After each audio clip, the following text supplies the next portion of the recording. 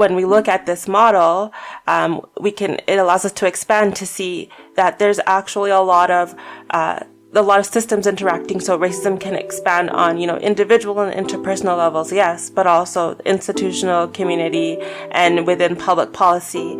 And when we have this kind of lens, it helps us to better understand the problem so that we don't just saying this person is racist, that doesn't really help us get anywhere. But if we look at how does this institution contribute to, these kinds of racist ideas, how does public policy perpetuate racism, then we can affect more change. And so this model can help to discuss some social issues as well. This is the Public Health Insight Podcast. Before we move on, it is important to note that the views expressed in this podcast are our own and do not represent any of the organizations we work for or are affiliated with. In the previous episode, we provided an overview on the historical context of socio-ecological models and broke down the various levels of influence. In this episode, we'll shift our discussion to highlight how this model can be applied to public health practice using our current jobs and interests as examples. This is where we left off. Ecological approaches to public health typically focus on intervening at multiple levels of influence to amplify the protective factors while minimizing the risk factors when we talk about the social determinants of health. And this occurs at the individual and the population levels. We've highlighted the history of the socio-ecological model and the various levels of it, so the spheres of influence.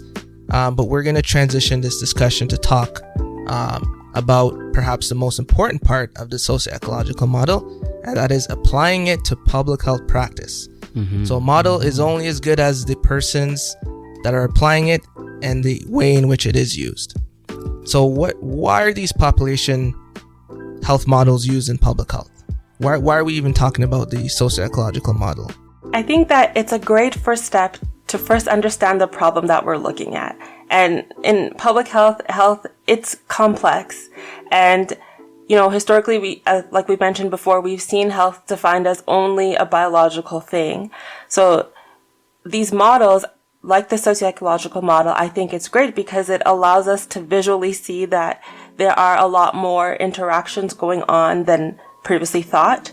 And so when we don't use these types of models in our understanding and planning, we run the risk of having very nearsighted vision of a problem.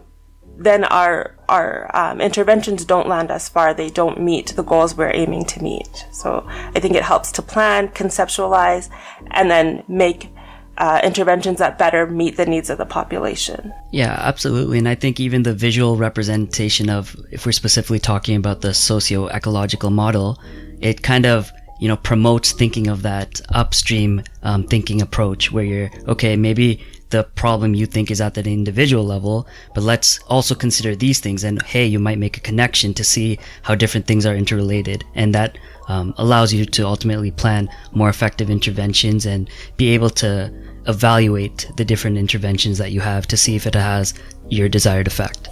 Yeah, and the key piece there about it, the model helps you to understand why something might work, and it also helps you to understand why an intervention may not work. So as an example, you're in charge of leading a healthy eating food program, and then you decide that your best course of action, the low-hanging fruit, get a bunch of funding in a community, give them coupons to go to a grocery store.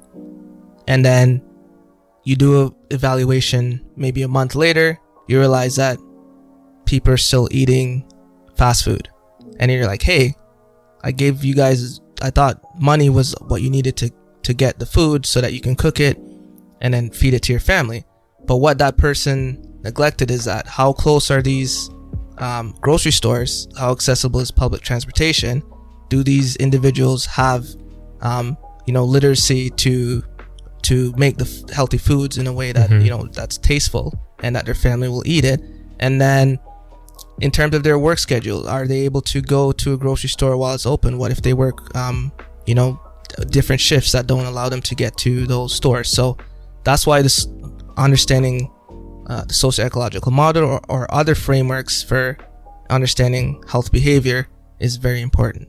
So with that said, we talked a good game. We sound like we know what we're talking about with the model, but how does the socio-ecological model apply to, either your previous line of work or your current line of work in public health? So previously I worked in suicide prevention and in health promotion.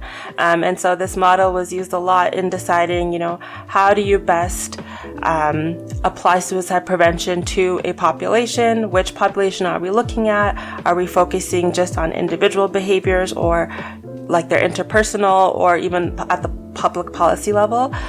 So eventually in my previous role, we focused at suicide prevention at the institutional level. And so instead of trying to target all of these levels, we targeted specifically organizational, like occupational practices and how to make a workplace more, just more safe in regards to suicide prevention. And so, we just tailored it to one institutional level. Yeah, I can relate to that too in my suicide prevention work. Thinking about it now, I would say there was a lot of effort at the interpersonal level, because when we're putting out messaging, health promotion messaging around suicide prevention, we often talk about being able to recognize the warning signs of suicide and intervene if there's warning signs. So who's that really targeted to? Is it the person experiencing distress? Not really. It's the people in their relationships, their social networks. We're trying to give them the self-efficacy to be able to recognize when something is not right and be able to intervene. So that's a great example. Yeah, in my experience, I would say most of my work is done at the outermost sphere, which is the policy or the societal level. I think I've mentioned many times working in global health policy. It's at least for the kind of work that I do, it's mostly around it's the foreign affairs aspect of things, and kind of for countries to agree together, especially at these multilateral institutions, and being able to come to find agreed upon language and coming up with resolutions and plans of actions. Although these documents are often non-binding, which you can't really have them and be binding because there is really no way to enforce it.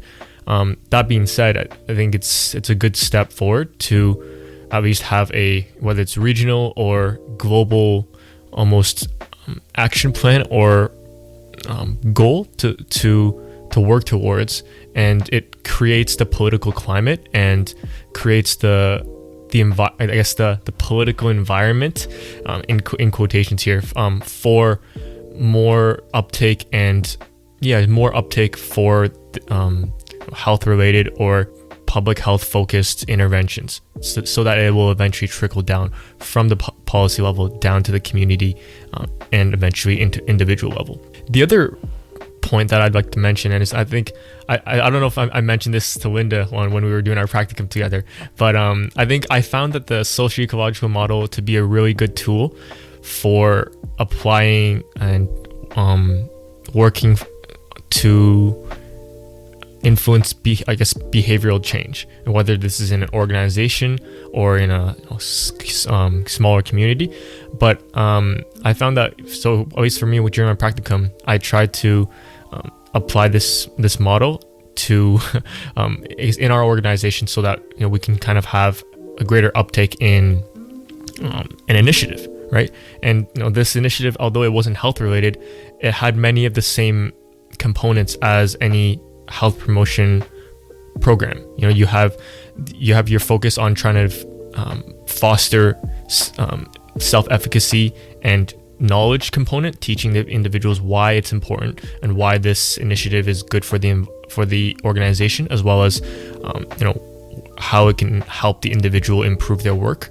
And then all the way up to, I would say, the societal level. And in this case, in an organization sense, it would be how this initiative can influence the organization and help the organization do work better in a more effective manner. So yeah, I think it's definitely a very fluid model that you can take aspects of it and really apply it to many different areas in public health, or even just in non-public health work. And I think if that can probably be safe for another discussion, but seeing how this model can be applied applied for other disciplines, that would be interesting research or something to look into. I want to talk a bit about my work that I do on neglected tropical diseases, which is a group of 20 different diseases that include viruses, bacteria, and parasitic worms. And specifically, I'd like to talk about drug distribution for those diseases.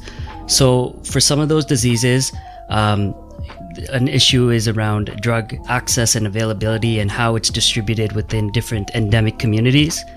And specific to that, if we apply the socio-ecological model to that, at the individual level, there are many factors of why or why not an individual would choose to consume a drug. So maybe there's different factors about not knowing what these drugs are. If you have individuals from a different country coming to give you a drug and say it'll cure you from X disease, are they inclined to do so? Do they have the knowledge and experience with these drugs? That's a factor. There's also factors in terms of cultural components, so interpersonal relationships. What is the culture within that family? What are the different norms within that household? Do they favor taking these drugs? Do they not see value in it? And that'll influence individual decisions. And then we get to more of the institutional/organizational aspect of distribution. Typically, NGOs are distributing these, or governmental organizations are distributing these drugs. What is their process of this? How do they make sure there's accessibility to all the different communities, whether it's the urban or rural environments? And what are the policies? What kind of policies do they have in place? Like, are you going to be distributing these drugs at a time that's most convenient for the individuals that are supposed to be receiving these drugs, or are you doing it at a time convenient for you? And then I guess the more community aspect of this. So what is the overall community perception and the community norms around taking these drugs? Are there stigmas towards taking these drugs? So that's kind of that aspect of it, as well as transportation. If you're going to these places where these drugs are being distributed, do you have access to transportation to get there? So I'm just kind of reflecting on these different spheres of influence as we talk about this, but I guess the last level would be that policy level. So at the government level of these different countries that are distributing these drugs for neglected tropical diseases, is it done so in an equitable way? Are there people being left behind? These are different aspects that I'm just thinking about right now. Of course, there's a lot more to think about and a lot more nuances. Is there public funding for it, and that people don't have to pay out of pocket as well? Exactly.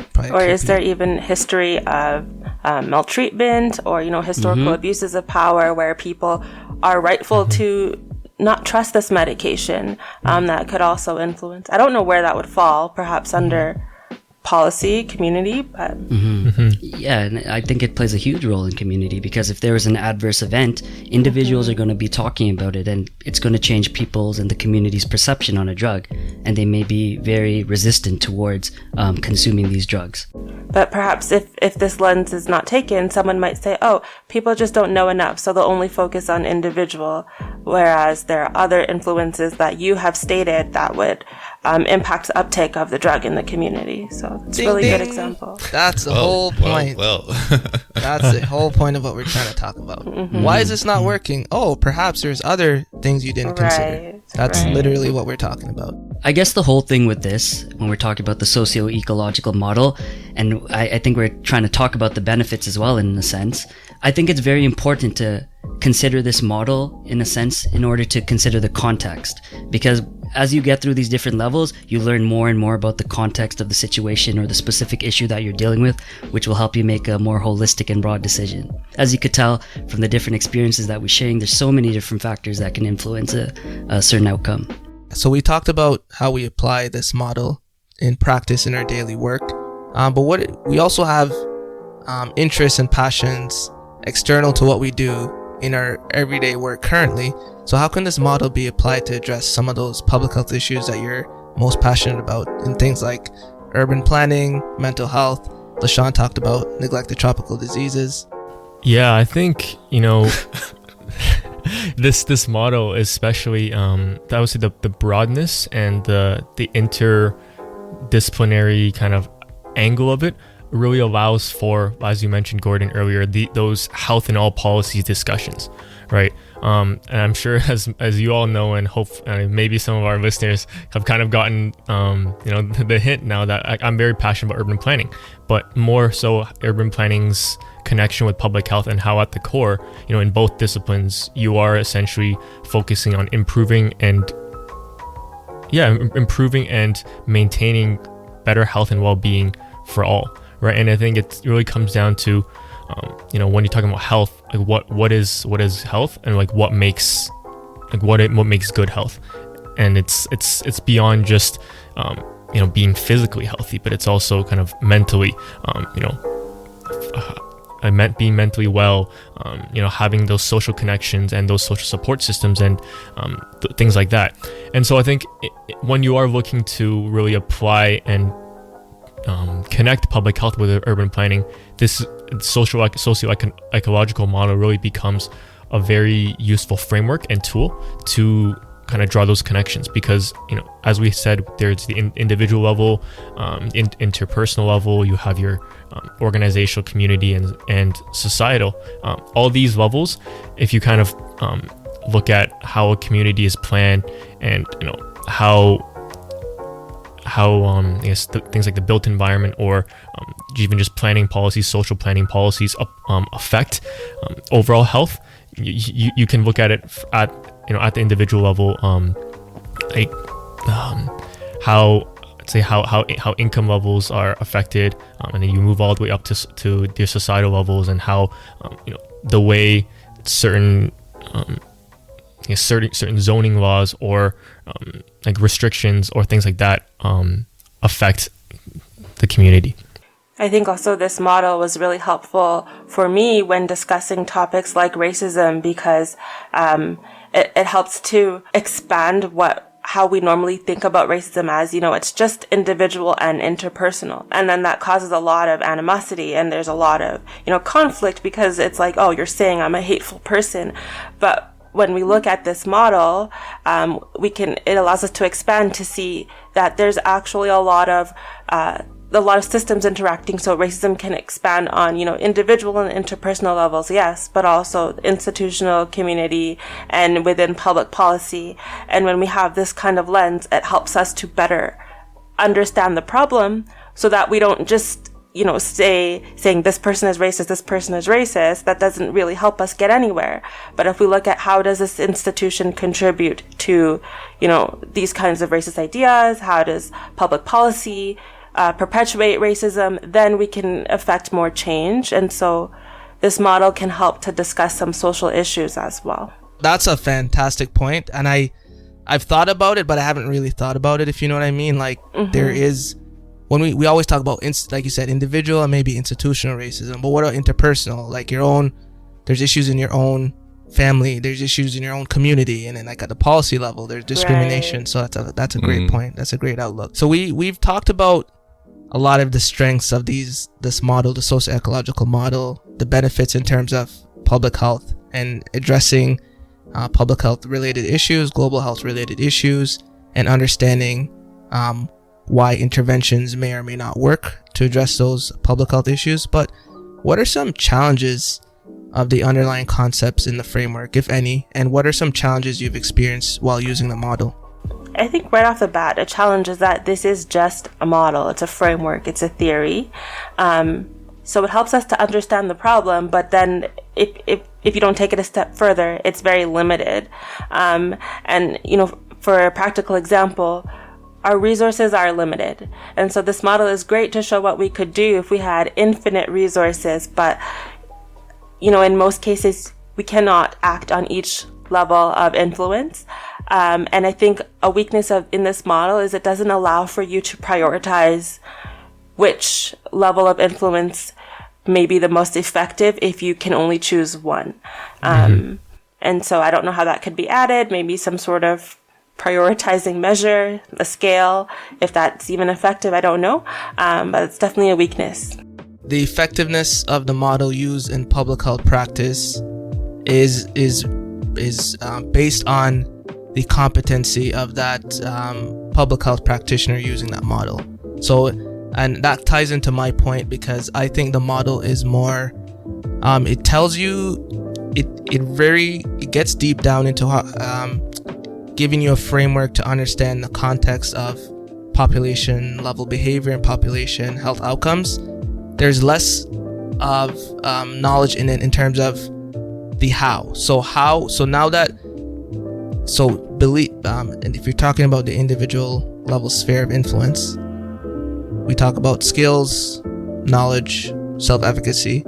That's great, but it doesn't tell us how to go about addressing those, what strategies are needed, or what strategies are most effective at those levels. I know that lately there's been things popping up of reframing the socio-ecological model in terms of effective interventions, and that is helpful, but in its basic form, it doesn't really tell you how to address how to overcome those population level health outcomes that are embedded within these spheres of influence. I also think to actually look at the specific model at hand, I think the perspective should be, is this model easily understandable the way it's presented? So does it look complex? Good point. Is it complex? Or is it easy? Like, is the fact that there's 5 different levels and there's all these circles around it, is that confusing, and is it off-putting? So I think in terms of that, that's a different story. A final critique from my end is, well, not really critique, it's more of a caution for the socio-ecological model. And it's, drawing from the social sciences, it's that every population, regardless of how similar they may seem, have their own individual nuances and contexts. And I think when using something like the socio-ecological model with all these 5 different spheres, and oftentimes a lot of these spheres might be very similar for 2 populations, it's very easy to just almost be like, okay, whatever, they're probably the same, and just consider them to be almost the same population. So I think a caution is that you really need to analyze each sphere and ensure that whatever population you are working with, you are accounting for all their uniqueness and nuances, so that this tool is used properly, rather than, because I think there really is a risk of kind of just thinking the populations are the same and just almost copy and pasting, let's say, the community level spheres to be the same, but maybe it's not. Maybe there are very minute differences that need to be accounted for. To cap off Will's point, if we're looking at this socio-ecological model in terms of the 7 billion people that are on Earth, who might miss a lot of things. Now, if we say Black communities in Ontario, we might be able to pick up more things than we would have if we were just applying it in the broader context. So there has to be some understanding of the uniqueness and individual nuances within different populations themselves, and then applying that model to those populations. Yeah, it's a very good example, because it's like if you do just humanity, and it's like what are humanity's community needs versus what are the needs of newly immigrant East Asian people in southwestern Ontario. Then you have your very specific almost indicators that you're basing your decisions and things on. Yeah, that's the importance of defining, I guess, scope at the beginning and planning and making sure that the target population is correctly chosen.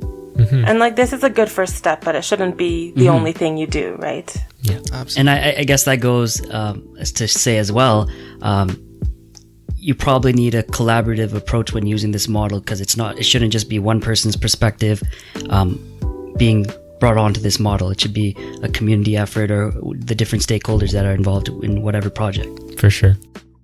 This was our discussion about why the socio-ecological model has been widely adopted in public health practice, how it applies to our current work, and some strengths and weaknesses of the model.